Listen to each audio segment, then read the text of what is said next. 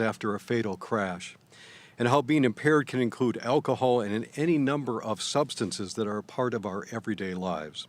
We have a number of speakers here today that you'll hear from. First of all, Shannon Grabo from the Minnesota Department of Public Safety Office of Traffic Safety.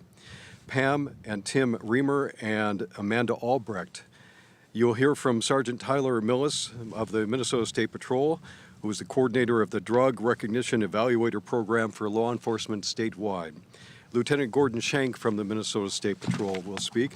And I'd also like to welcome Canine Sergeant Nils Torning from the Cottage Grove Cottage Grove Public Safety Department, and Deputy Jason Sutherland from the Washington County Sheriff's Office. They're standing with us in support of traffic safety efforts and keeping Minnesotans safe on the road. With that, we'll start with Shannon Grabo.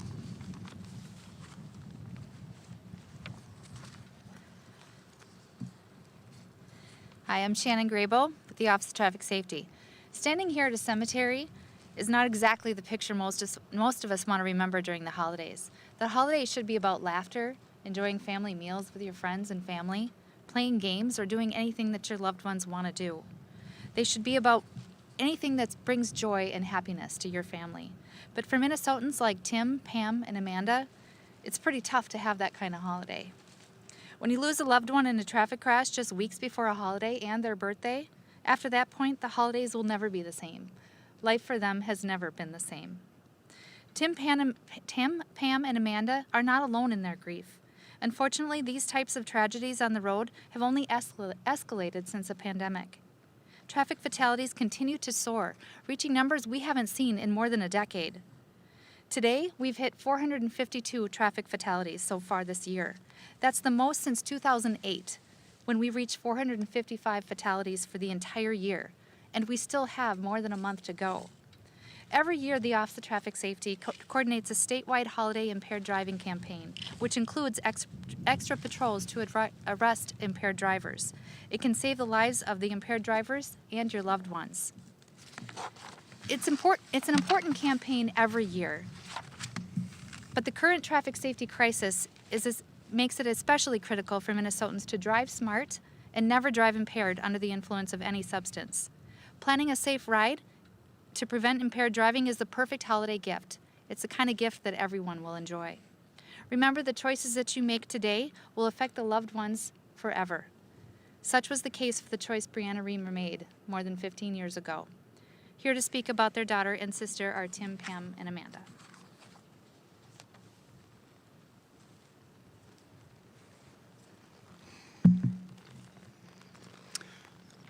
Good morning, everyone. My name is Tim Remer. This is my wife, Pamela, and our daughter, Amanda. And I want to start off by saying this is very hard for us to do, but we want to do this because we don't want any other family to have to go through what we have gone through and are still going through to this day and beyond.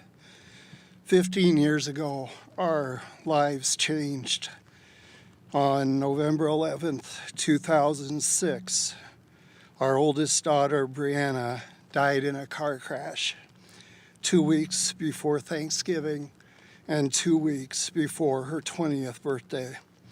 We call it a car crash, not a car accident, because this didn't happen by accident. This happened on purpose because Breanna had been drinking and because of other decisions that Breanna made that night. We know what happened that night because of the technology in her car and because there was a witness that she passed at a high rate of speed just before she took an exit ramp off the interstate. The witness stated he had just left work at 3 a.m.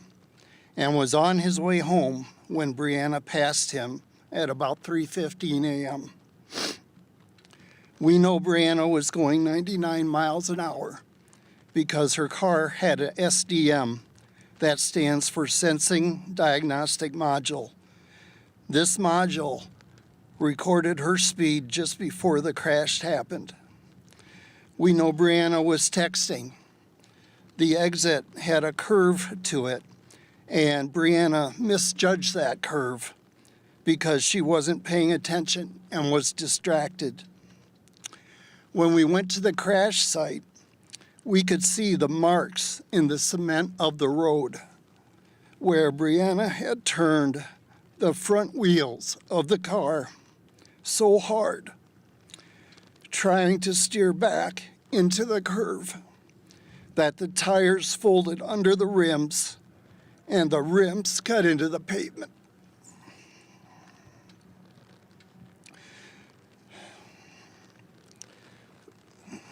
The car hit the edge of the road and launched through the air, coming down about 70 feet from the road, where the car took a huge gouge out of the ground. This put the car into a roll. The car rolled several times. The witness said he saw headlights, taillights, etc. The car then hit a tree. You can see the indentation the tree made on the driver's side rear tire and fender. We know Breanna wasn't wearing her seatbelt because the car ended up about 10 feet from the tree, upside down, and Breanna was partially ejected out of the passenger side window, and her arm was pinned underneath the roof of the car. The witness called 911, and the first responders had to lift the car to get Breanna out from underneath. Breanna was taken to Regions Hospital, where the doctors and nurses tried to save her life. However, Breanna succumbed to her injuries and was pronounced dead at 5:37 a.m. We found out later that she had a blood alcohol content of 0.13, almost twice the legal limit.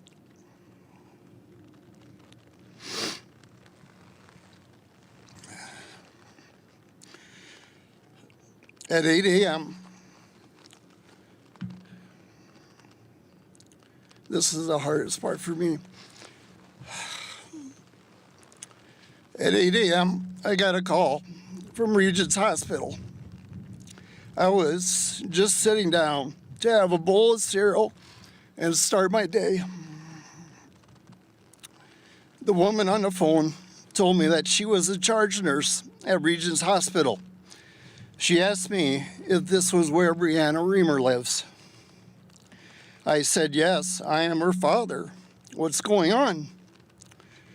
The nurse says, I'm sorry to tell you this, but your daughter was in a car crash last night. I said, well, is she all right? The nurse said,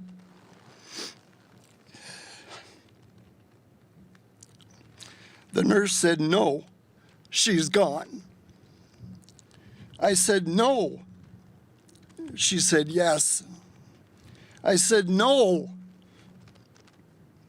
And she said, yes, I'm sorry.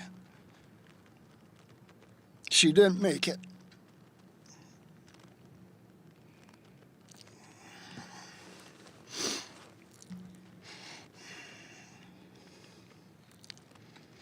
I was in complete and utter shock. I said, so what do we have to do? I asked the nurse. She said, we needed to come down and identify Breanna's body. I can't tell you how hard that was to do. And I can't tell you how much I would have rather gotten woke up by a call from Breanna at 3:15 in the morning saying that she needed a ride home rather than getting that call I got at 8 a.m. It's been 15 years since that tragic night, and it still feels like it happened yesterday. One of my biggest regrets is that I never got to walk Breanna down the aisle for her wedding. I had to walk down the aisle with her in a casket. But that changed with Amanda. I was so happy that I got to see her a year ago in September get married, and I got to walk her down the aisle. That was one of the greatest days of my life. Every day we play the what if game. What if she had done this or that? What if we had done this or that? Well, guess what? Half of life is if. Life is spelled L-I-F-E. The word if is right there in the middle. That is one of the most profound things I have ever heard, and never really had thought about that before. You can play the what if game every day, but it won't change anything that has happened. What I want to say to Minnesotans and anyone who hears this is don't think that this can't or won't happen to you. Don't think that your actions and decisions will only affect you.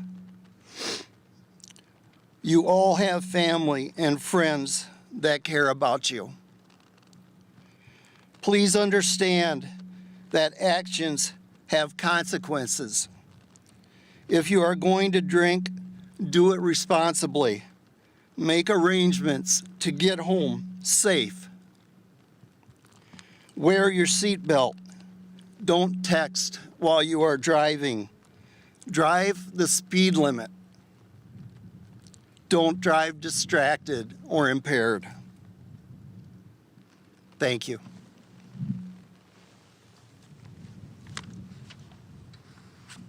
Thank you, honey. Hi, I'm Pam Remer. Until I became a mother, I never knew that my heart lived on the outside of me, in my two girls, Breanna and Amanda. Until 15 years ago, I never knew how badly my heart could break and how shattered my once perfect life could be. Tim and I are living with every parent's worst nightmare, the death of one of their children. I use the phrase living with because it isn't something you get over, move on, or forget. It's with you every single day. We share our story with hopes that we all make better choices not to drive while under the influence of drugs or alcohol, and that we all buckle up and stay off of our phones. I can't judge anyone because I'm guilty of all these things myself. When Breanna died, she died all alone. No one was holding her hand, saying, "I love you." And we didn't get to say goodbye. I'm sure she was wondering where her mom and dad were, because we have been with her for everything in her life.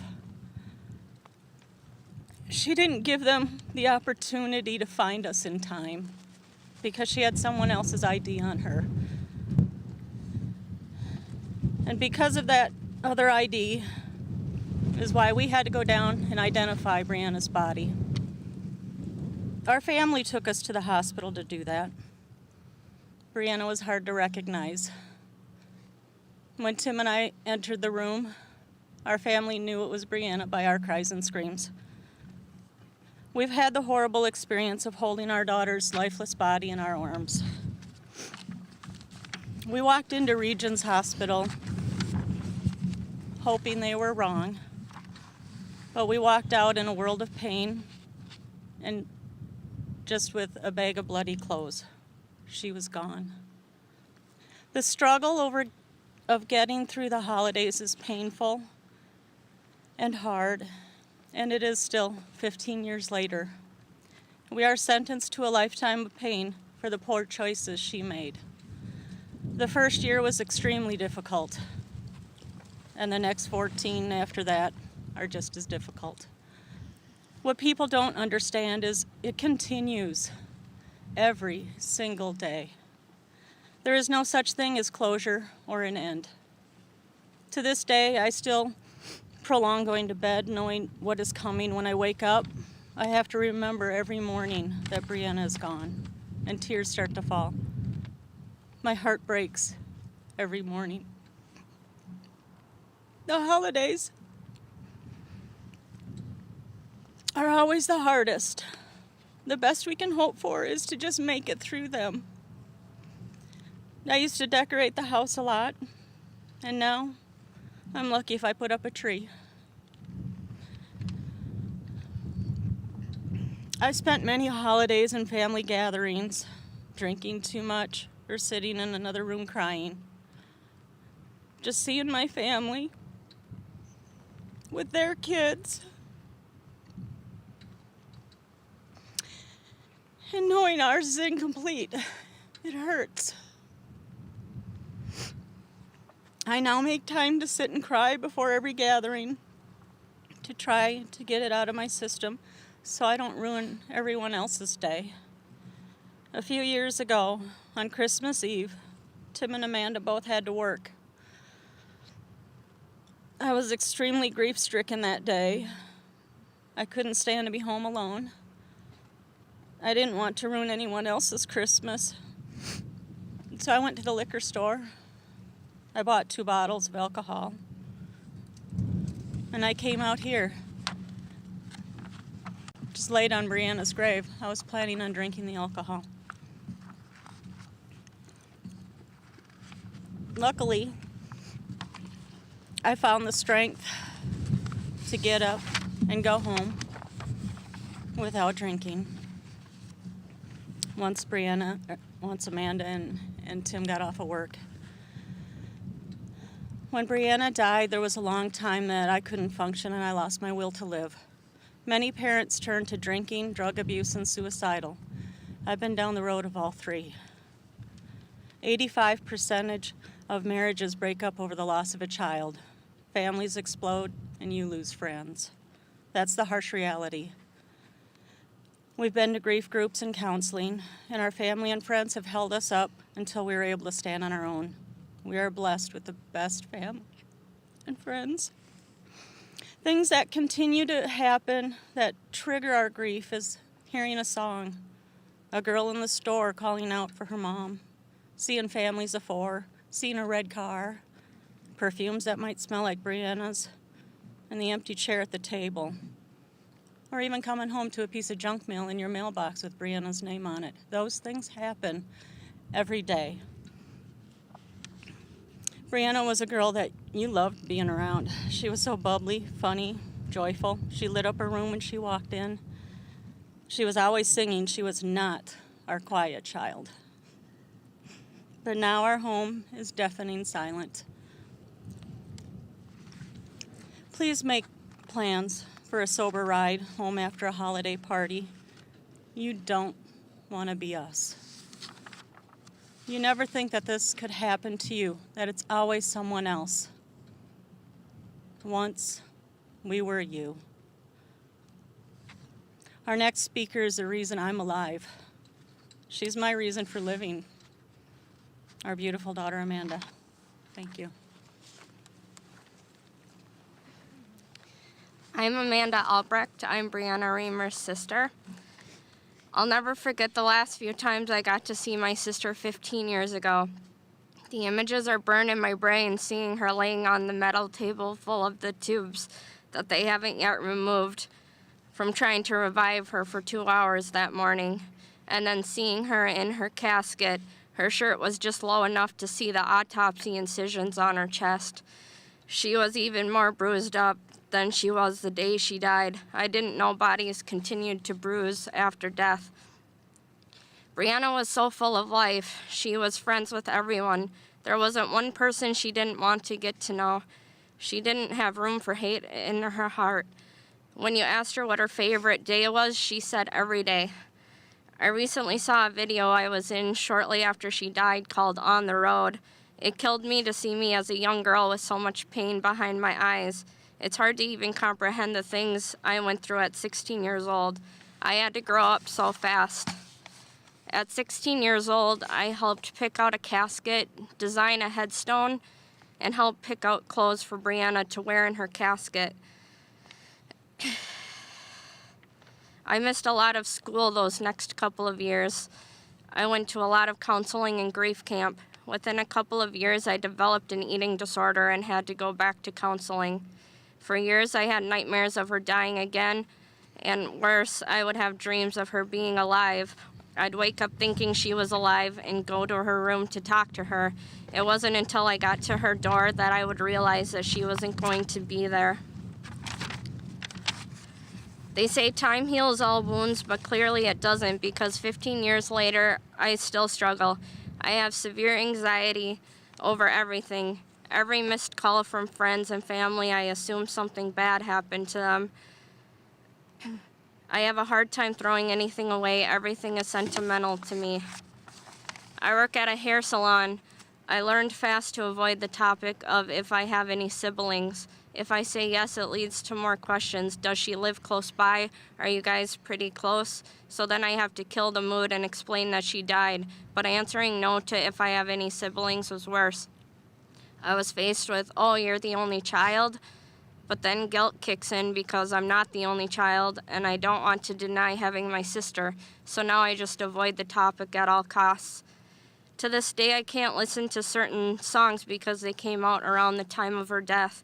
The smell of certain flowers haunts me because we received so many flowers at her funeral. It automatically brings me back to that time. A year ago in September, I experienced the happiest day of my life. I got married. I wish that she could have been there physically, but I know that she was there with me in spirit. It really hurts me to think about how she will never get to experience those milestones herself. She will never experience the pure joy and love of starting a future with someone. It hurts to know that my husband will never meet Breanna. My future kids will never know her. Every year I take the day off of work on her death anniversary. I'll admit I felt a little ridiculous taking the day off 15 years later, but the truth is that day will never get easier for us. It's been 15 years, but there's always constant reminders, constant flashbacks, constant what-ifs. There's no way I could ever put into words how great of a person she was, but I know she's always with us. Breanna taught me how to draw a heart design, and now to this day she sends me hearts. Whether it's a leaf on the ground in the perfect shape of a heart, a splash of water, she even sent me a pickle in the perfect shape of a heart on my burger. These are the moments that keep me going now and let me know she's still with me. Breanna made one mistake that costed her her life. A couple months ago, for the first time in 15 years, I was mad at her for the ongoing pain my family goes through. But I refused to stay mad at her because she never would have done this if she knew the pain it would cause us. All it took was one mistake. I really wanted to share my story in hopes that it would help people make a better decision. I want to help others learn from her mistakes because she never got that chance. With the holidays coming up, there will be a lot of parties happening. There are so many options to get home safe these days. Please don't take a chance. And please, if you see someone trying to leave after they've been drinking, please stop them. You could save lives. Drinking and driving is not just a fine. It's not just a slap on the wrist. It can be so much more than that. My sister wasn't the only one who paid the ultimate price. We did too. We have to live with her choices the rest of our lives. Please don't do this to your friends and family. You see those electronic message boards over the highways urging people not to drink and drive or to buckle up. Some of them have quite cringy sayings and people just laugh it off, but they do have a deeper meaning. And to us, it is real life. So when you see those message signs over the highway, or if you're at a party debating on if you should drive or not, please think of my family and the ongoing struggles we face. Think about us standing up here trying to save a life. Please don't drink and drive. Thank you.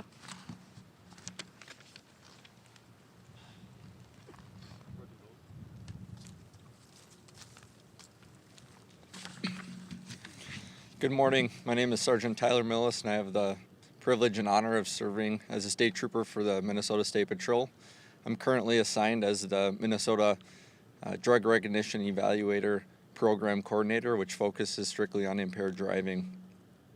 Oftentimes when we hear the term DWI, we think about alcohol. Well, alcohol, DWI, is the amount of people being arrested for this is going down. Drug impaired driving arrests are increasing at a substantial rate, and we are focused on this right now.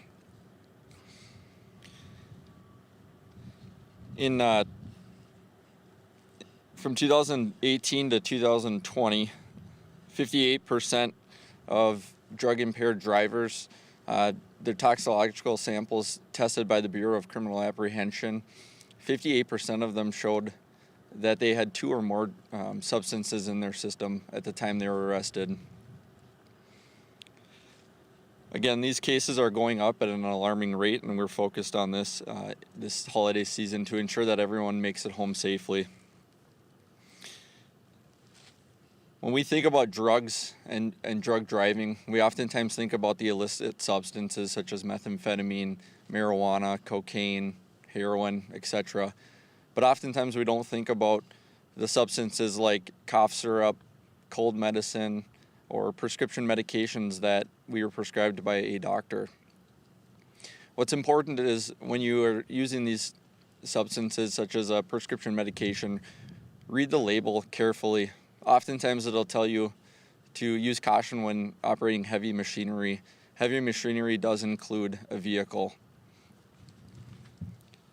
On top of that, when you are taking cold medication during the season, as it gets cold out and the illnesses start to increase, if it makes you feel different, it will make you drive different. We urge the public to plan a sober ride. Again, if it makes you feel different, don't drive. Get someone to drive you to and from the location that you're trying to get.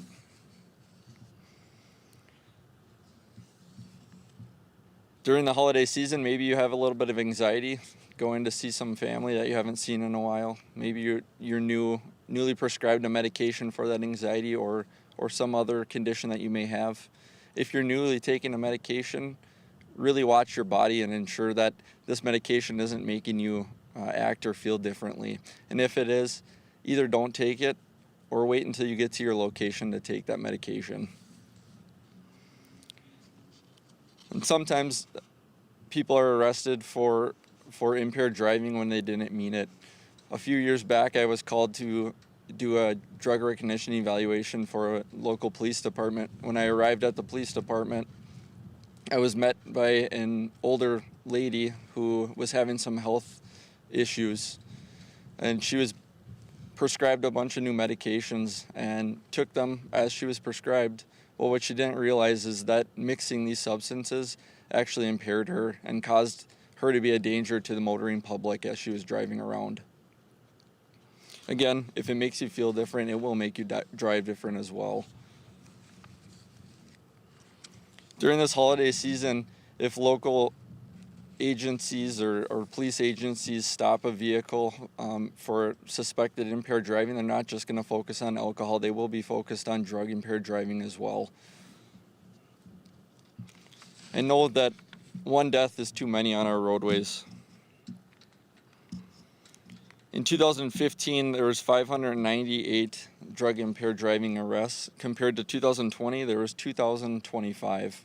Again, this is increasing at an alarming rate, and we need to be cautious of this.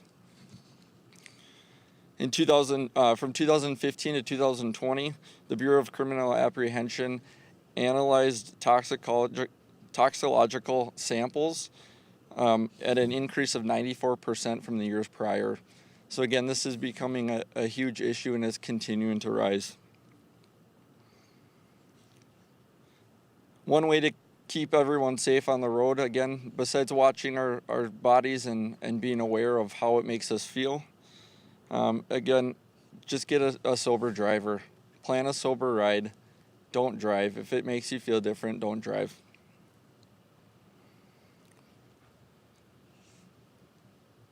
Some medications, when you take them on their own, they won't impair you. But when you start mixing these medications with alcohol or marijuana or some other substances, the combination of those can cause you to be impaired and drive dangerously. If you have any questions about the medications and how they might affect your body, be sure to ask your doctor or a pharmacist. Really know what you're putting in your body before you do it. Lastly, I'll leave you with this. Reminder on top of impaired driving, we want you to buckle up this season. Put away all your distractions, drive the speed limit, and during inclement weather, please slow down even further.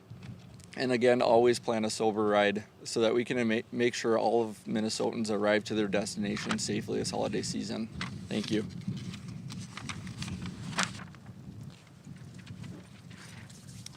Good morning. Lieutenant Gordon Schenk with Minnesota State Patrol. I have the honor and privilege of serving as the Public Information Officer for the State Patrol. Thanksgiving is a great time of year. It's one of my favorites, and we want people to have a great time. We want you to get to where you need to go safely, but we're also committed to the safety of the roadway. Starting tomorrow through New Year's Eve, we will have extra DWI patrols. Over 300 Minnesota law enforcement agencies will be committed to that goal of making sure you drive safely. I had a long list of things I was going to talk about, but I think the Remer family said it best, and I thank you for doing this. We really appreciate it. As a parent, it's hard not to get teary-eyed about this, but it's tough. If you're not going to do it for anybody, do it for your family. It's hard to, it's hard to see those things happen and the impact that it has. And your family's changed forever, and 15 years later, it's still hard for them to be up here and talk about this. So make sure you make the right choice. Have a plan. That plan includes you not driving. And I can tell you from people that have been arrested, if they went back and were fortunate enough to be arrested, if they could change one thing that night, they would have called a friend, a family member, a cab, whatever it may be. Make that plan. And if they're fortunate enough to look back and say, I should have done this, that's a win for them, because there's families that never have that option of talking to that family member again about what they should have done. So have a plan, have a great Thanksgiving. We want you to have a great time. Just do it safely, please. Thank you.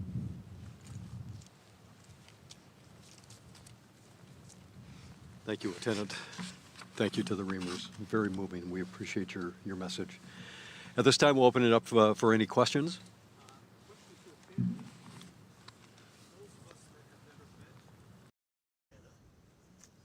Tell us a little bit of what about her, what she was like. Serious, funny, we never met her. I like Breanna was very funny, goofy, silly. Ditzy. Her grandmother would definitely say ditzy. She was a great student in school. She loved softball. Her friends. Amanda was more of our responsible child. Even though Breanna was older, when Breanna was babysitting Amanda, we would tell Amanda, you're really the one in charge. Breanna just loved having a good time, and we did have the talks with her about drinking and driving, and we've been very open with both of our girls. But she was a very fun, loving. Everybody thought, she was their best friend, which she was. She said, "I love you, Mommy and Dad," and Sissy. She'd always call Amanda Sissy. And she wasn't afraid to express her love. One of my favorite stories about Breanna was I was washing the car out in the driveway one day, and she came out of the house on her way to see a friend, and I said, "Where are you off to?" And she says, "I'm off to see the wizard." And I said, "Okay, be sure to ask for a brain." And she's like, "Oh, Dad." Oh, it was funny.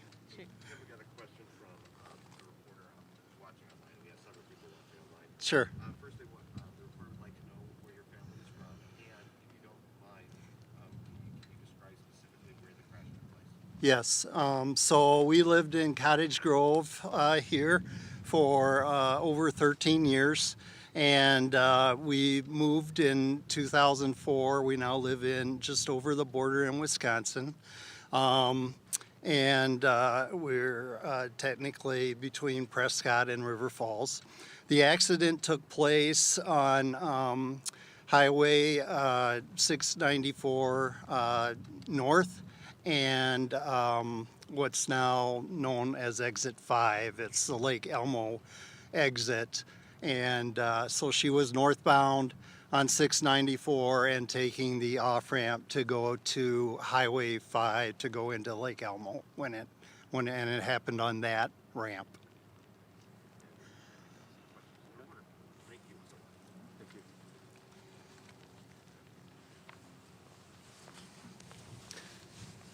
So with that, without any further questions, for those of you watching online, if you'll just give us a moment, the Remer family would like to lay flowers at the grave of their daughter. We'll arrange that and provide that video for you in just a moment. Thank you.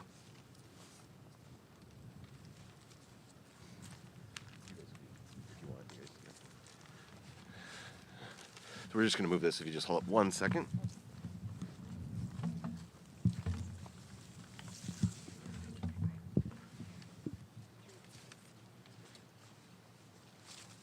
And photographers, just let us know when you're ready and they'll go do their thing. Okay.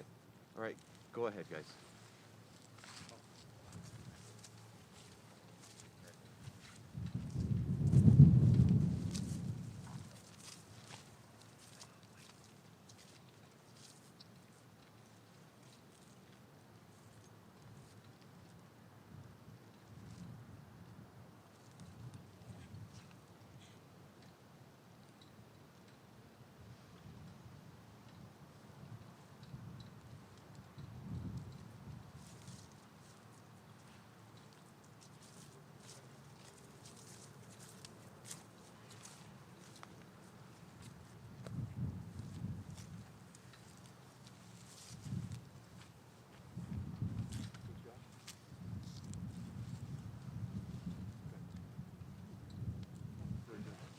Thank you.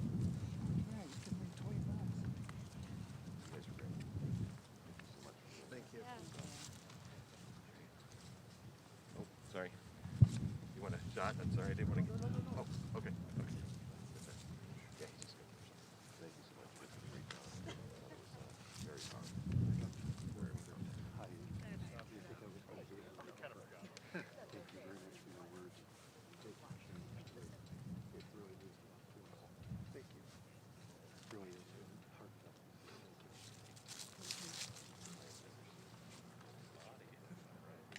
You guys struck a chord. Yeah. He's got some young kids too. We have Breanna Remer.